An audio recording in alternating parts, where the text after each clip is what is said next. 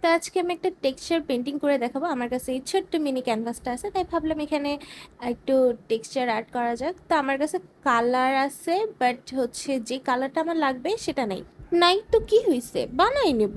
আমার কাছে প্যালেটটা আছে, তো এখানে যদি আমি কালারটা মিক্স করি তাহলে তোমরা বুঝতে পারবে না, এই জন্য এই ছোট প্লেটটা নেওয়া। তো এখানে প্রথমে আমি হোয়াইট কালার নিছি, আর এটা কিন্তু অনেক বেশি পরিমাণে লাগবে।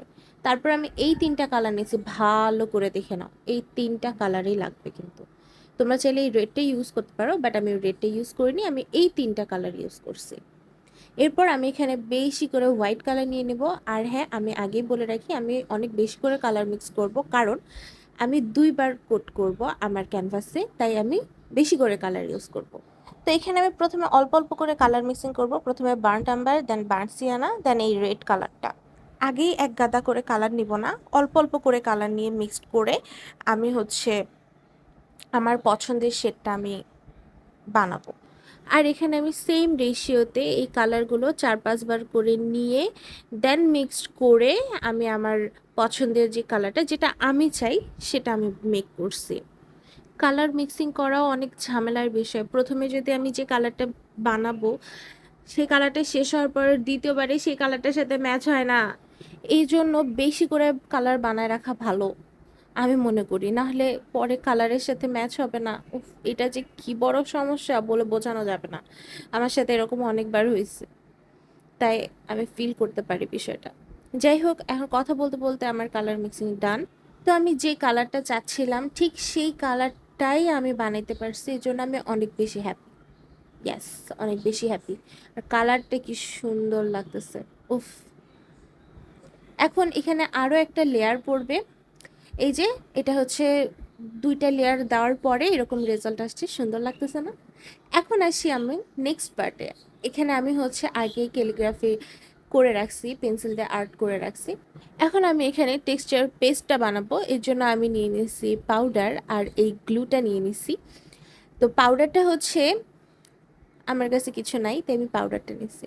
আর এখানে হচ্ছে 1 চামচ আমি হোয়াইট কালারও ইউজ করছি। তো এখানে পাউডারটা হচ্ছে গায়ে মাখা পাউডার। আমি জানি না আমার মাথায় পটাশ করে এই বুদ্ধিটা কেমনে আসলো।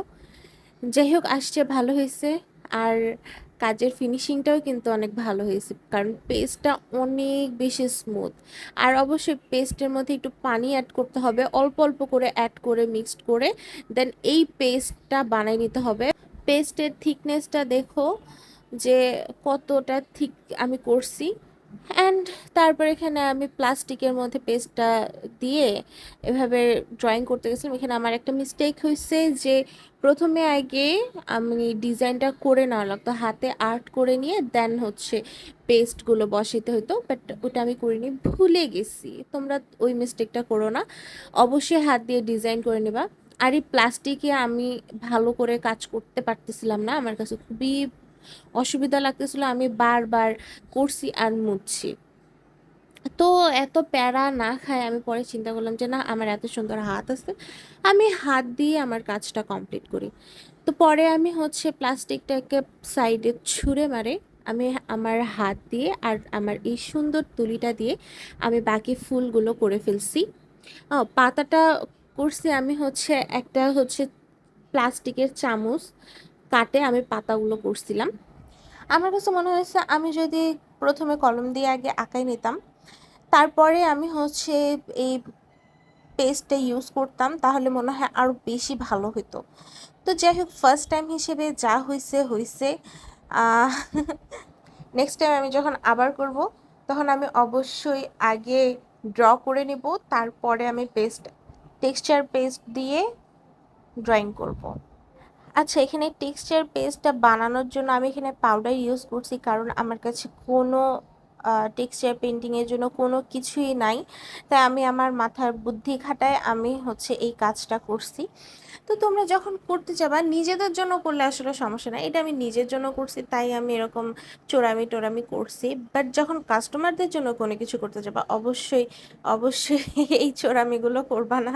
যাই হোক, এরপর আসি লাস্ট পার্টে। কালারিংয়ের পার্ট, এখানে আমি মেরুন কালার আর সাথে একটু পিঙ্ক কালার অ্যাড করে আমি আমার পছন্দের মতো কালার বানাই নিছি, কারণ যে মেরুন কালারটা আছে সেটা বেশি ডার্ক আর আমার অত ডার্ক চাই না, তাই আমি একটু হালকা করে নিছি। আর কালারটা কি সুন্দর হয়েছে একদম, আমার তো ভাই কালারটা খুব ভাল লাগছে। এতক্ষণ কাজটা কেমন অসম্পূর্ণ অসম্পূর্ণ একটা ফাঁকা ফাঁকা লাগতেছিল, এখন হচ্ছে কালার করার পরে কাজটা আরো ফুটে উঠছে, আরো সুন্দরভাবে ফুটে উঠছে। আমার তো খুব ভালো লাগতেছে দেখে। ফার্স্ট টাইম হিসেবে আমি মনে করি যে হচ্ছে ফার্স্ট টাইম হিসেবে অনেক ভালো হয়েছে। তবে নেক্সট টাইমে একটু বড় ক্যানভাসে করার চেষ্টা করব, কারণ ছোট ক্যানভাসে কাজ করতে খুবই সমস্যা হয়। তো আমার এখানে কালারিং এর পার্টটা শেষ, আর এখন আমি এই গোল্ডেন কালারটা দিয়ে সুন্দর করে বর্ডার দিয়ে দিব। আর এই গোল্ডেন কালারের বর্ডারটা দেওয়ার পরে এত সুন্দর লাগতেছিল যে কি বলবো, আমি তো নিজের চোখে বিশ্বাস করতে পারছিলাম এটা আমি করছি। যাই হোক, আমি এখানে প্রচণ্ড ধৈর্য নিয়ে এই কালারগুলো করতেছিলাম, আর আমার এই কাজটা যত শেষের দিকে আগাচ্ছিল তত এই সৌন্দর্যটা আরও ফুটে উঠতেছিল। যাই হোক, এখন আসি ফাইনাল রেজাল্টে। আর এই যে ফাইনাল রেজাল্ট, আমি মানে কি বলবো, বাস্তবে এটা এত সুন্দর লাগতেছে। বাস্তবে আমি জানি না ক্যামেরাতে কেমন আসছে, কিন্তু বাস্তবে খুব সুন্দর লাগতেছিল আমার এই কাজটা। আমি তো অনেক বেশি হ্যাপি আমার এই কাজটা করে। আর আমি এই সৌন্দর্যটা ফুটায় তোলার জন্য অনেক অ্যাঙ্গেল দিয়ে ছবি বা ভিডিও নেওয়ার ট্রাই করছি। তো যাই হোক, এটাই ছিল আমার ভিডিও। বাই।